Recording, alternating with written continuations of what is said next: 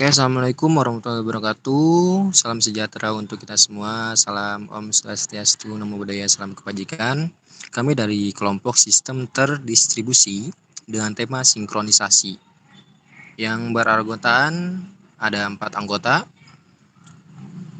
Yang pertama yaitu ada Abdurrahim Adinata dari kelas B. Yang kedua saya sendiri Ariel Holid Ismail dari kelas A. Yang ketiga ada Aris Martin Kobar dari kelas B, dan yang keempat ada Riyandi Aditya Pitra dari kelas A.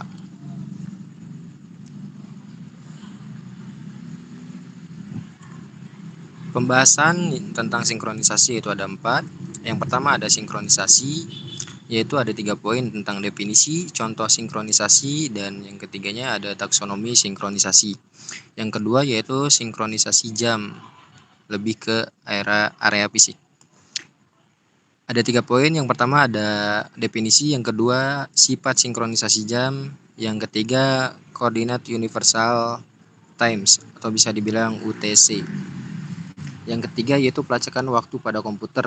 Ada 3 poin yaitu clock scale, yang kedua clock scale juga lanjutannya.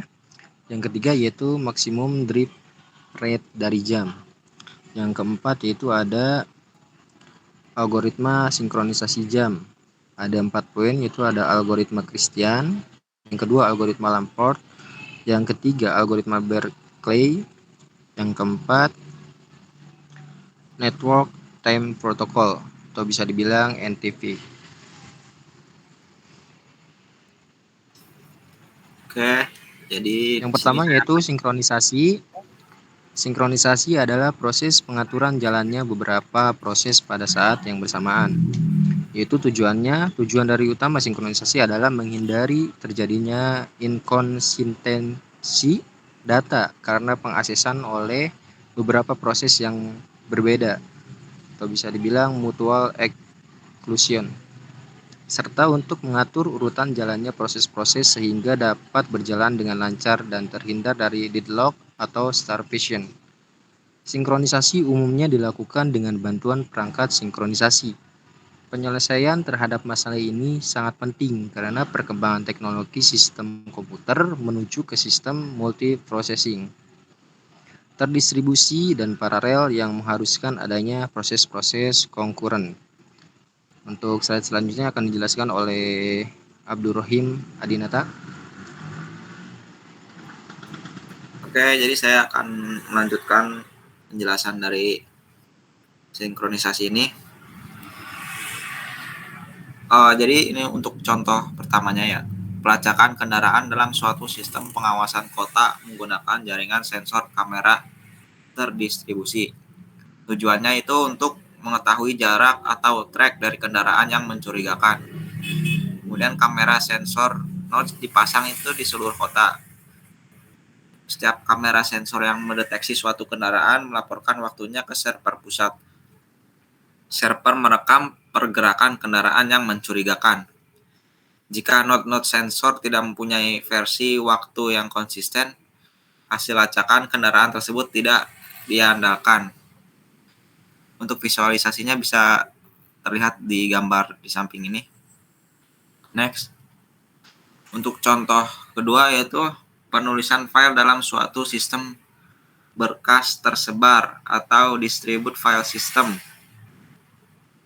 Jika klien-klien yang terdistribusi tidak mensinkronkan operasi tulisnya ke file terdistribusi, maka data dalam file dapat mengalami kerusakan. Next. Di sini ada taksonomi sinkronisasi. Yang pertama, alasan bagi sinkronisasi dan kerjasamanya. Entitas harus menyepakati pengurutan events, dan entitas harus men-share sumber daya bersama. Contoh, pelacakan kendaraan dalam kamera sensor network, transaksi keuangan dalam sistem e-commerce terdistribusi, kemudian pembacaan dan penulisan dalam suatu sistem file terdistribusi.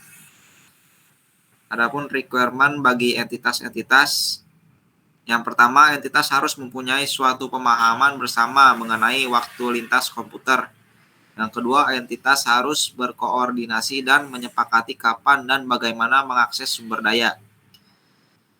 Kemudian topik yang akan didiskusikan ada dua, yaitu sinkronisasi waktu atau time synchronization. Kemudian yang kedua adalah pengecualian bersama atau mutual exclusion. Yang pertama ini sinkronisasi jam. Sinkronisasi jam adalah suatu masalah pada komputer science mengenai perbedaan waktu pada beberapa komputer atau sistem. Semua komputer memiliki rangkaian pencatat waktu atau clock. Selalu ada sedikit perbedaan yang terjadi dan mengakibatkan perbedaan waktu pula yang disebut clock skew. Untuk mengatasi waktu tersebut, ada beberapa algoritma yang telah dikembangkan untuk digunakan dalam sinkronisasi jam, yaitu diantaranya yang pertama ada algoritma Lamport, kedua algoritma Christian, yang ketiga algoritma Berkeley.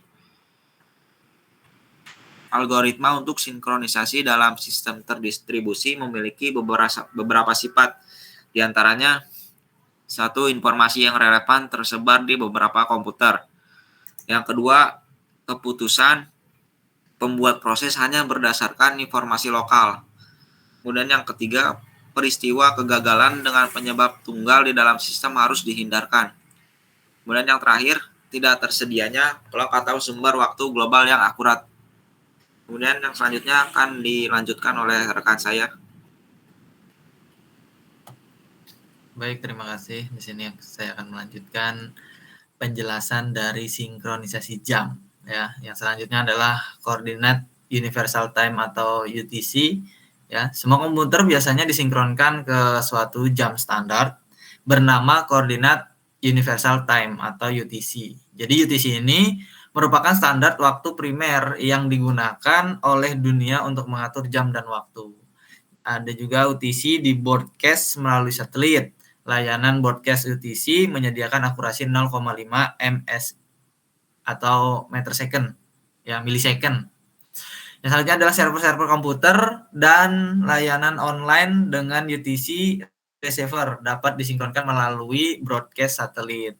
Banyak protokol sinkronisasi terkenal dalam sistem terdistribusi menggunakan UTC. Next. Yang ketiga di sini kami akan menjelaskan tentang pelacakan waktu pada komputer. Jadi bagaimana suatu komputer memelihara catatan waktunya? Yaitu yang pertama adalah setiap komputer mempunyai hardware timer.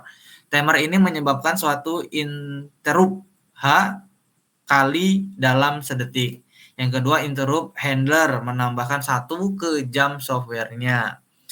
Yang selanjutnya ada persoalan dengan jam pada suatu komputer. Yang pertama, dalam praktek hardware timer tidak tepat atau teliti. Ia tidak benar-benar berinterupsi H kali sedetik dikarenakan ketidaksempurnaan material hardware dan variasi temperatur. Komputer menghitung waktu lebih lambat atau lebih cepat daripada waktu aktual, sehingga muncul clock skew, yaitu kemiringan antara jam komputer dan waktu sebenarnya, misalnya UTC. Seperti itu. Next. Nah, ini adalah clock skew, ya, baterainya sudah lowbat ya. Pada saat waktu UTC adalah T, misalkan jam pada komputer mempunyai waktu C. Nah, 3 jenis jam yang mungkin, yaitu pertama adalah jam sempurna, time berdetak H interupsi sedetik. Jam cepat, timer berdetak lebih dari H sekali sedetik. Jam lambat, timer berdetak kurang dari H interupsi per detik. Nah, itu adalah clock skew. Jadi ada 3 jenis kemungkinan seperti itu ya. Next. Nah, ini adalah yang clock skew lanjutannya, yaitu adalah frekuensi dari jam didefinisikan sebagai rasio dari jumlah detik yang dihitung oleh jam software untuk setiap detik UTC. Frekuensi sama dengan DC per DT. Skew dari jam tersebut didefinisikan sebagai sejumlah mana frekuensi berbeda dari jam yang sempurna. Skew sama dengan DC per DT dikurang 1. Karenanya skew, ya itulah rumusnya ya. Ya bisa dilihat dan bisa dibaca masing-masing seperti itu. Next. Dan selanjutnya adalah maksimum drift rate dari jam. Nah, pabrik jam menetapkan batas atas dan bawah yang clock skew dapat fluktuasi atau turun naik nilai ini dikenal sebagai maksimum drift rate. Nah, itu adalah maksimum drift rate, yaitu adalah nilai yang turun naik seperti itu. Seberapa jauh 2 jam dapat berpisah jarak? Nah, yang pertama itu jika 2 jam menyimpan dari UTC dalam arah berlawanan pada waktu T, setelah keduanya disinkronkan jaraknya sebanyak 2, ya segitulah ya, itu rumusnya. Menjamin simpangan maksimum antar komputer dalam suatu sistem terdistribusi. Nah, jika maksimum drift yang dibolehkan dalam suatu sistem adalah ya rumus detik ya, maka jam dari setiap komputer harus disinkron ulang setidaknya setiap apa itu namanya ya? Ya, itulah rumusnya. Nah, jadi seperti itu cara menghitungnya. Oke, mungkin cukup itu penjelasan dari saya. Mungkin akan dilanjutkan oleh rekan saya Riyandi Fitrah ya. Untuk waktu dan tempat kami persilahkan. Ya, baik. Jadi di sini saya akan menjelaskan tentang algoritma sinkronisasi jam. Yang pertama itu ada algoritma Christian.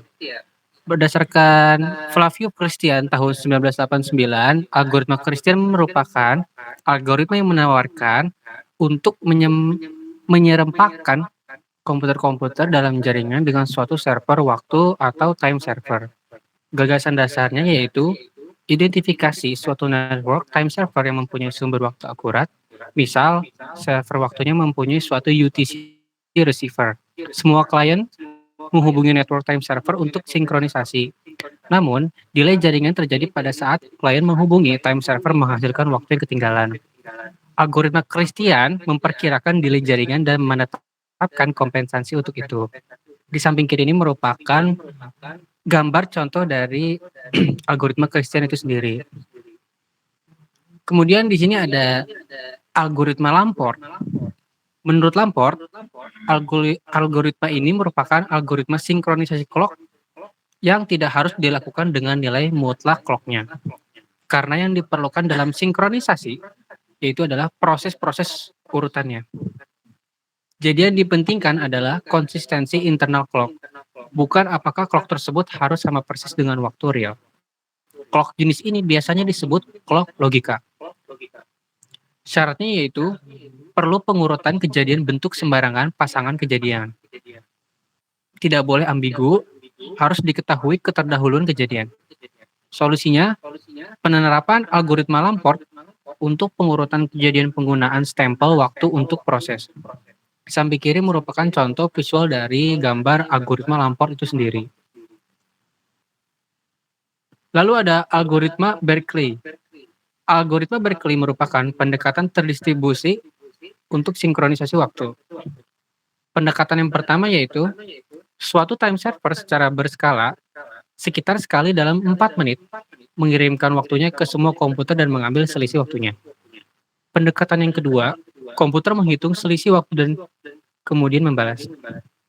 Yang ketiga, server menghitung suatu selisih waktu rata untuk setiap komputer. Yang keempat, server memerintahkan semua komputer untuk mengupdate waktu mereka dengan sinkronisasi waktu gradual.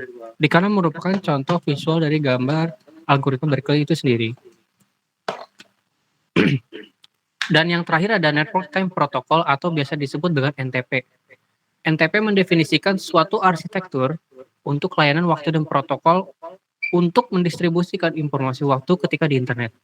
Dalam NTP, server-server dikoneksikan dalam suatu hierarki logis bernama synchronization subnet. Level-level dari synchronization subnet disebut sebagai strata. Server-server strata 1 mempunyai informasi waktu yang paling akurat, terhubung ke suatu UTC receiver. Server-server dalam setiap strata bertindak sebagai time server untuk server-server di strata lebih rendah. Di kanan merupakan salah satu contoh arsitektur yang mendefinisikan network time protocol. Oke, baik. Jadi kesimpulan dari materi sistem terdistribusi mengenai tentang sinkronisasi yang pertama adalah sinkronisasi jam fisik pada komputer tidaklah akurat. Algoritma sinkronisasi jam menyediakan mekanisme untuk mensinkronkan jam-jam pada komputernya jaringan di dalam suatu sistem terdistribusi. Komputer-komputer pada jaringan lokal menggunakan berbagai macam algoritma untuk sinkronisasi. Seperti yang kita jelaskan tadi, yaitu ada algoritma Christian untuk mensinkronkan waktu dengan menghubungi time server terpusat, algoritma Berkeley mensinkronkan dengan cara terdistribusi melalui pertukaran informasi waktu pada berbagai komputer. Dan yang terakhir ada algoritma NTP menyediakan arsitektur dan protokol untuk sinkronisasi waktu pada jaringan area luas seperti internet. Baik, untuk selanjutnya saya serahkan kembali ke moderator. Waktu dan tempat dipersilakan. Oke, baik.